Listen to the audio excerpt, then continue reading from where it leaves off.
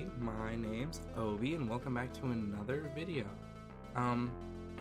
Today we are going to be talking about the infamous Legend of Korra.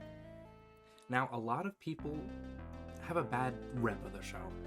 A lot of people think that it's bad and not, like, they think it's like average, pretty average, mid, as some may say. But I'm here to tell you, Korra is not as bad as you think. Korra is a very fun and enjoyable show. It has a lot of fun characters.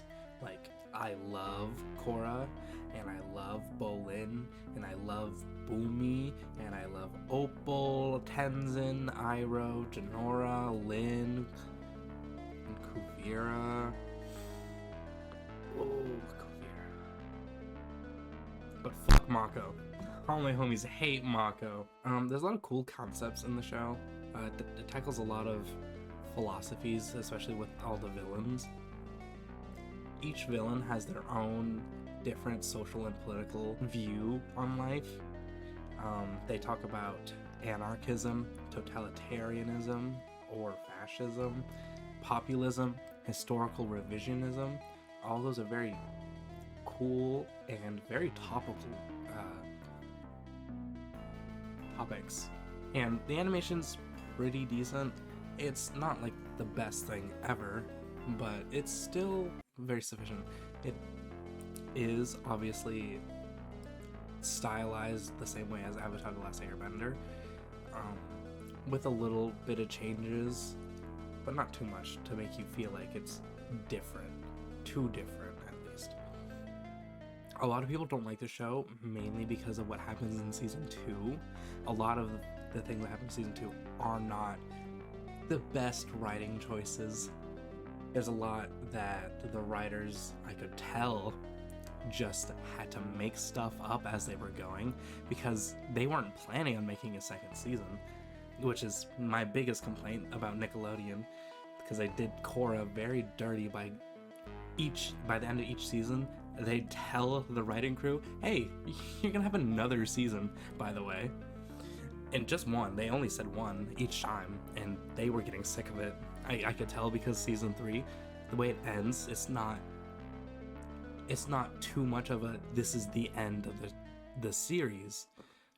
And kind of the same way with Season 4 too. Like, it's not the end of the series, because I could tell they really were like, send at least something up so that if they were put in that situation again,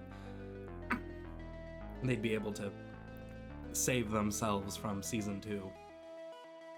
Yeah, I don't even think the writers enjoyed doing Season 2. But still, there's some good aspects about Season 2. Mainly, like, I enjoy Varric's character and his assistant. I think they're a very neat addition to the show.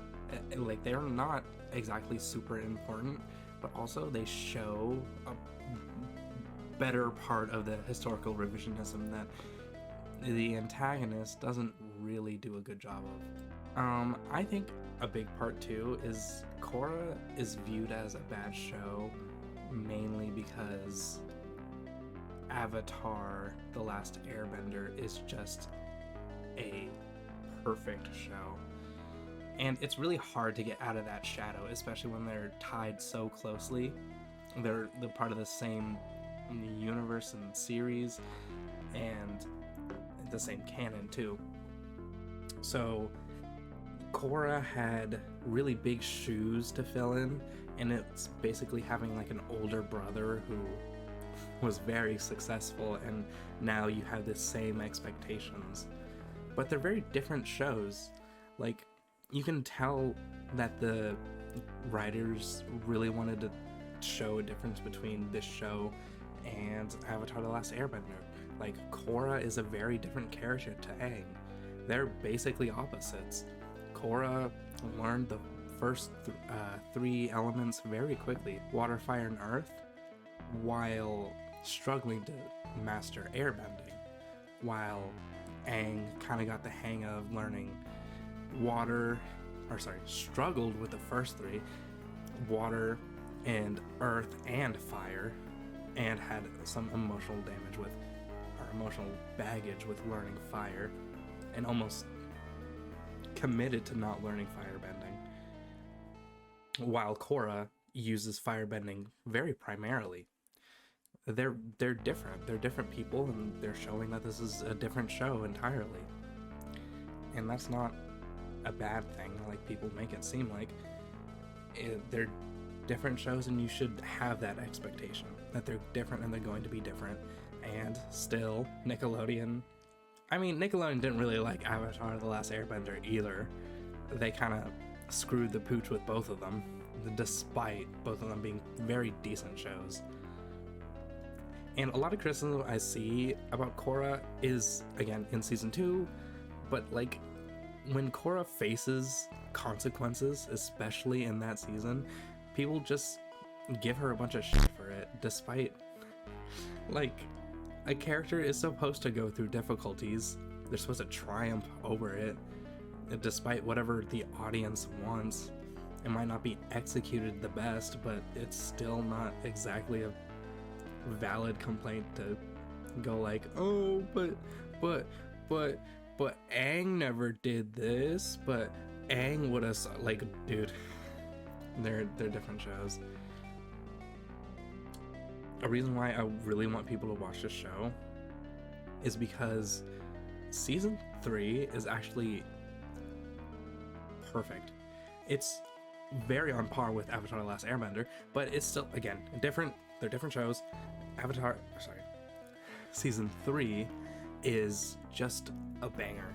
Zahir is a great villain. His character, his motives, his themes, his development, all of it is so great, and they show that. They want you to not exactly root for him, but they make you sympathize with him. At least he's a character who has a mission and he wants to accomplish that. And season 4 is also pretty good. I do like Kuvira, but a lot of the villains are very 2D and flat. Kuvira does not escape that, but Kuvira, I'm giving her an excuse, okay? Kuvira's so fine, for real. Oh, she could dictate this dick, and I'm gonna cut that out. Okay. And a lot of people, another criticism for Korra is that she's a Mary Sue, and I swear, if I have to hear Mary Sue ever again, I'm gonna lose it. No one uses it correctly. Everyone just uses it when a female-led character knows how to do things, or is good at things, or gets even like a slight bit of plot convenience. Like, that's not a good way to criticize a show, because a lot of main characters go through that. Like, if you want a show that, I guess, doesn't do that, watch something else. A lot of media has, like, focuses around a character who is just given things for no reason, just for plot convenience. That would be a valid complaint if Korra was good at everything, but she's not. She literally suffers. In the first season, she struggles with airbending. Of course, she learns it through, but like by the end of the show, and she's given all 4 elements. But that's because the show writers thought that that's where the series was gonna end, so they didn't want to develop more of it with like 2 episodes left. So of course they just kind of gave it to her. And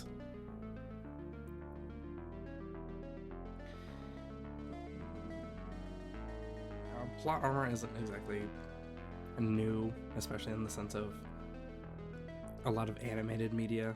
Like, most animes have a character who kind of stumble upon things. Oh, I forgot.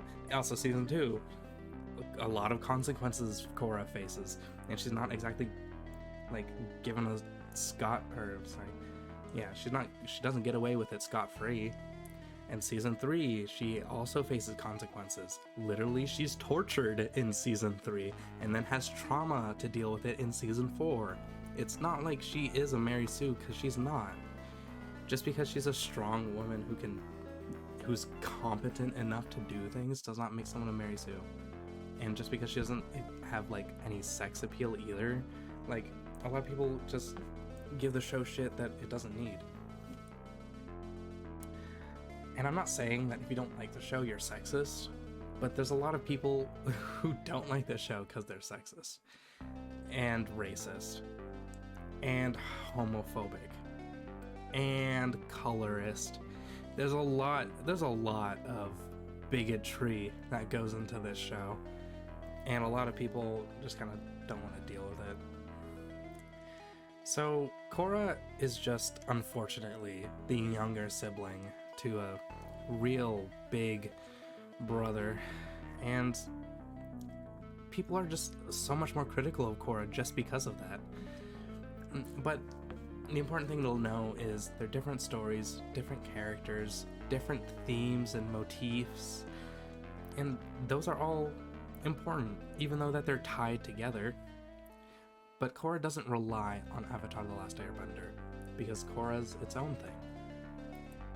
It's unfair to compare these two stories when they're their own thing. Thank you guys so much for watching another Yonaha video. You guys can catch me anywhere at Obi Cthulhu. I hope you enjoyed the video. If you have any thoughts, feelings, suggestions, you guys can leave a comment down below. But otherwise, I'll see you later. Check Ciao. the mic and make sure it sound right, boys.